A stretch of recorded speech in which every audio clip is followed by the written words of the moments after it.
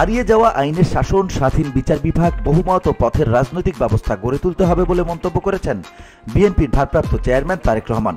দলটির সিনিয়র যুগ্ম মহাসচিব অ্যাডভোকেট রুহুল কবির রিজভী স্বাক্ষরিত এক প্রেস বিজ্ঞপ্তিতে শহীদ বুদ্ধিজীবী দিবস উপলক্ষে দেয়া বাণীতে বিএনপির ভারপ্রাপ্ত চেয়ারম্যান একথা বলেন।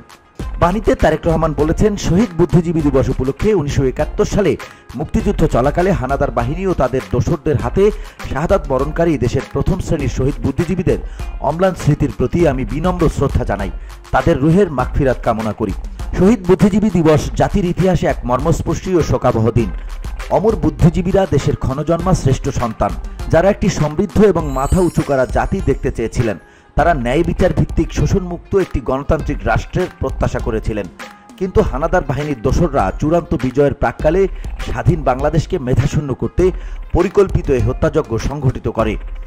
স্বাধীনতার অব্যবহিত পরেই অগণতান্ত্রিক শক্তি তাদের মুখোশ খুলে ফেলে পাকিস্তানি হানাদার বাহিনীর ন্যায় দেশের মানুষের সার্বজনীন গণতান্ত্রিক অধিকারগুলো একের পর এক হরণ করতে থাকে।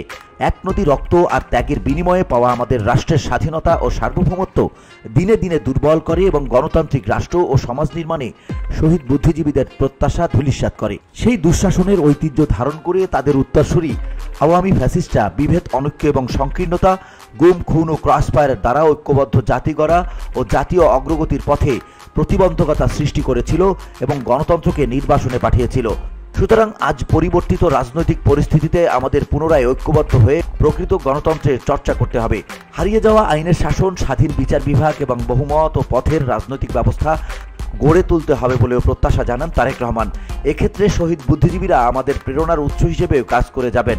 তিনি বলেন, এক্ষেত্রে শহীদ বুদ্ধিজীবীরা আমাদের অনুপ্রেরণার উৎস হিসেবে কাজ করে যাবেন। আজকের এই শোকাবহ দিনে আমি দেশবাসীর প্রতি আহ্বান জানাই, আসুন শহীদ বুদ্ধিজীবীদের প্রত্যাশার বাংলাদেশ গড়ে তুলতে আমরা একসাথে কাজ করি। আমি শহীদ বুদ্ধিজীবীদের পরিবারবর্গের প্রতি গভীর সমবেদনা জানাই। ভিওটি বাংলা নিউজ ডেস্ক।